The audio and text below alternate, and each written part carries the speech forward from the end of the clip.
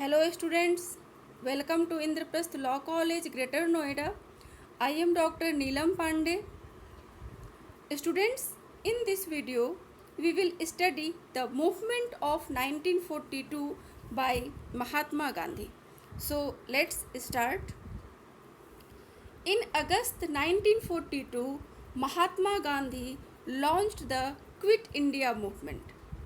A resolution was passed on 8 August 1942 in Bombay by the All India Congress Committee declaring its demand for an immediate end of British rule.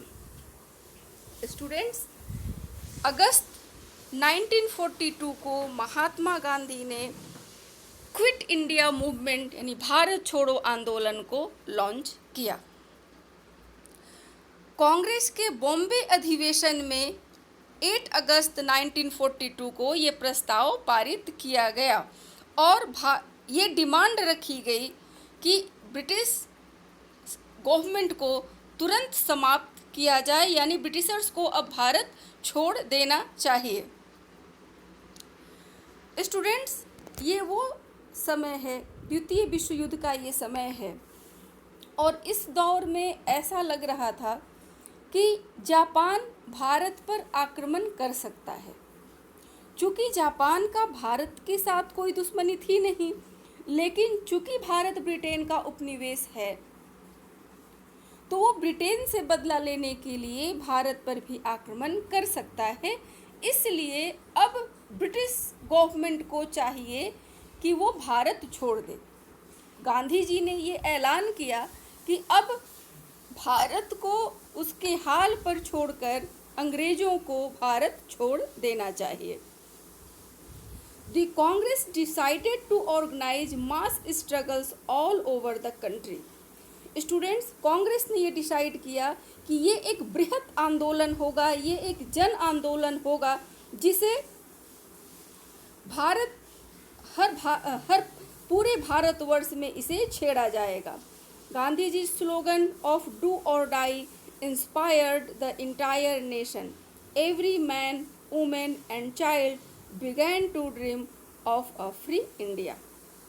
Students, Gandhi ji ने नारा दिया do or die, करो या मरो, यानी अब भारत की स्वतंत्रता से कम कुछ भी नहीं चलेगा। या तो हम आज़ादी हासिल करेंगे या हम आज़ादी हासिल करने के क्रम में मारे जाएंगे। और इस स्लोगन ने, करो या मरो के स्लोगन ने पूरे भारत को झकझोर कर रख दिया, इंस्पायर किया बहुत अधिक। एवरी मैन, वुमेन, यहाँ तक कि बच्चे भी एक स्वतंत्र भारत का स्वप्न देखने लगे। The government's response was quick and aggressive. The Congress was banned and most of its leaders were arrested before they could start mobilizing the people. Students, जैसे ही गांधी जी ने भारत छोड़ो आंदोलन की शुरुआत करने की घोषणा की, ब्रिटिश गवर्नमेंट उतनी ही जल्दी एक्टिव हो गई। जो गलती नमक भंग आंदोलन के दौरान ब्रिटिश गवर्नमेंट ने की, वो गलती वो यहाँ नहीं दोहराना चाहती थी।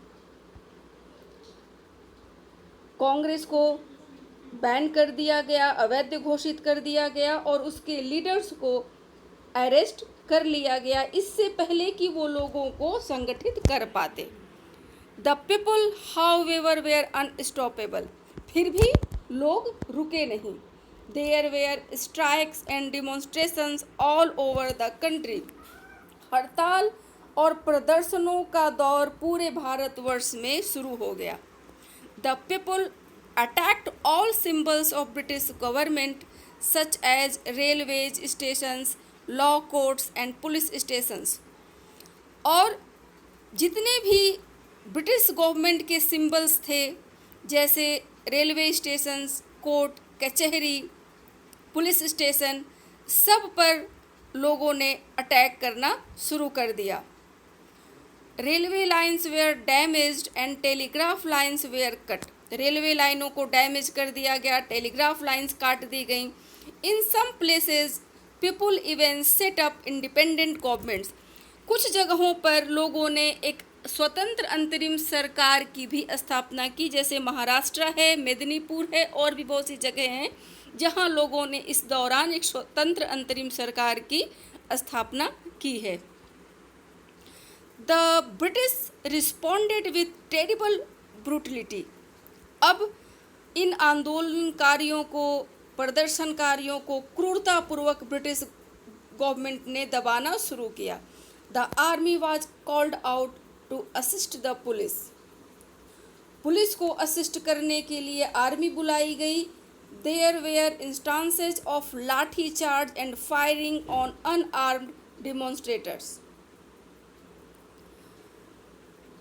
लाठी चार्ज की गई निहत्थे प्रदर्शनकारियों पर। Protesters were arrested and tortured and their homes raided and destroyed.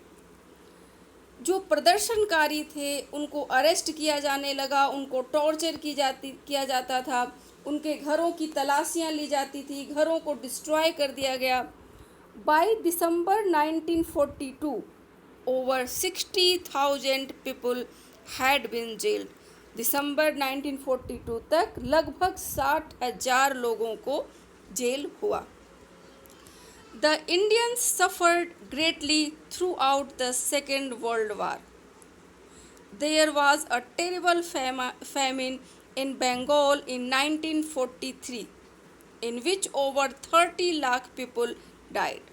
The government did little to provide relief to the starving millions. Students, second world war के दरमियान इंडियंस ने बहुत सफ़र किया, बहुत परेशानियां उन्होंने उठाई और इसी समय 1943 में बंगाल में एक भयंकर अकाल पड़ा जिसमें लगभग 30 लाख लोग मारे गए।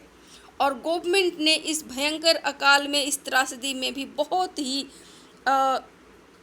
छोटे पैमाने पर हम कहें तो रिलीफ लोगों को दी। स्टूडेंट्स, क्विट इंडिया मूवमेंट हालांकि पूर्णतः तो नहीं लेकिन आंशिक सफलता इसे मिली। 1943 के आते आते ये क्लियर हो चुका था कि अब अंग्रेज़ों का भारत में रहना मुश्किल है। Students, in our next video we will start third unit. Thank you.